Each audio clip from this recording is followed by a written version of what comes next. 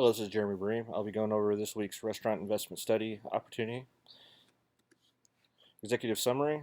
Issue posed to us was to research and analyze several different quick service restaurants in order to uh, find the most suitable for investing capital into to best garner a better return of investment with a higher percentage of certainty. Observations noted from the 2013-2014 period outlining the 50 different quick food service offering stores. The dimensions selected were the number of franchise stores, the number of company-owned stores.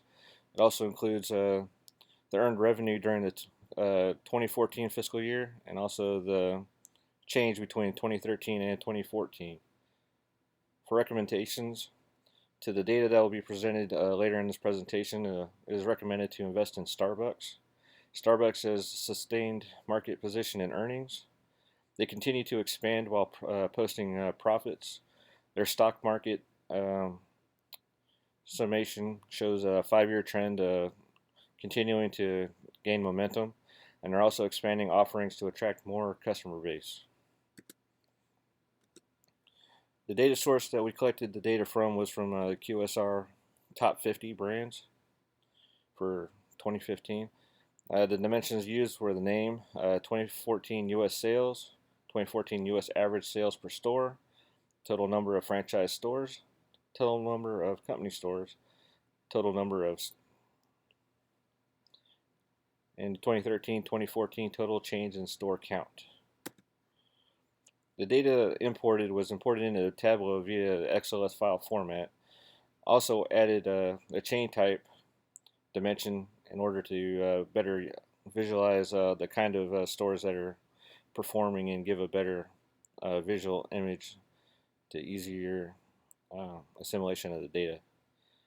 And the data is also set up to go to live and reflect changes that occur to the file when it updates. Overall profits. 2014 profits worksheet. Here I show that the chart is defined by the following. I listed out by 2014 total profits, which is listed out by company. Is color-coded by the chain type that we discussed in the previous slide. That way we can better visualize whether or not it's a burger chain, sandwich shop, specialty shop, or any others on the list. And on this list there is no limit, and it shows everything on there so far. Location changes. The unit count changes from 2013 to 2014. This is a side-by-side bar chart comparison that takes into account the 2013 to 2014 changes for each company listed in descending order. As the top 5 exceed the remaining list by a significant amount, you lose detail over the time frame, and it all becomes pretty muddled. So if any of the studies were to be on the lower end, we'd have to filter out the first half to get better visualization. I built this overall tree map to get a better indication of how to visually show the changes between the amount of growth between stores. On the other chart, yes, you see a change, but over time it's lost. But here you can see by the size and deepness in color the top performers as far as expansion. Whereas we can see here Subway is number 1, followed by McDonald's, and Starbucks in 3rd place. The top 5 expanding companies. In this one, I trimmed down the list and gave a better bar chart, and thus it's limited to the top 5. It's color coded by the food chain type again. Here we show that Starbucks is placing 2nd overall and the only specialty store. Subway is number 1. Dunkin' Donuts places 3rd as the only bakery type. Jimmy John's is 4th and is the 2nd sandwich company. So there's 2 sandwich companies that are posted in the top 5. The bottom 5, as in the list, and here is denoted by negative tallies, as instead of expanding, they're actually closing down stores. KFC ranks number 1 with overall deficit. followed by Long John Silver's, and overall, the companies that offer more predominantly fried food options are placing the lowest. Total franchises in 2014. In number one position is Subway. McDonald's is performing second. With the exception of Subway, the top franchises are stores that offer little healthy options at all. Now for the top company-owned stores, Starbucks is number one by a significant amount.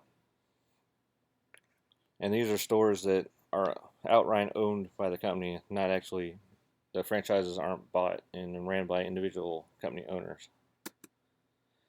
Recommendations: I went with Starbucks, and by looking at the dashboard that I constructed using Tableau, overall sales, they placed second, but with company units, they're well over 6,000 stores, and they're still posting second place in profits, and they're still showing signs of expansion over all but Subway, and Subway being right behind them in total U.S. sales, but yet they're still beating McDonald's and other avenues. They're a solid contender for investing within, just based on the data alone. Looking into the store themselves on a separate note, they're looking into expanding their services to include evening fares that would cater to wine, beer, and small plate appetizers, which is going to be a test store only in Seattle, based on the results will dictate how they go forward. But this is an attempt to expand their customer base in order to grow even further. Their Starbucks performance shows a 5-year trend here of continual growth. There are some downtrends, but it continues to grow, and we're currently showing positive in their stock prices. With significantly less overhead in comparison to other quick food startups, it is likely to get a higher rate of or a faster rate of return on your investments compared to others. And with the data, it's a solid choice in which to invest in. They also bought out Teavana in an effort to market more than just coffee, and now they're they're expanding into the tea market, and by offering up a tea bar within the stores, they are trying to garner more of the market share. Here are my references, and thank you for your time.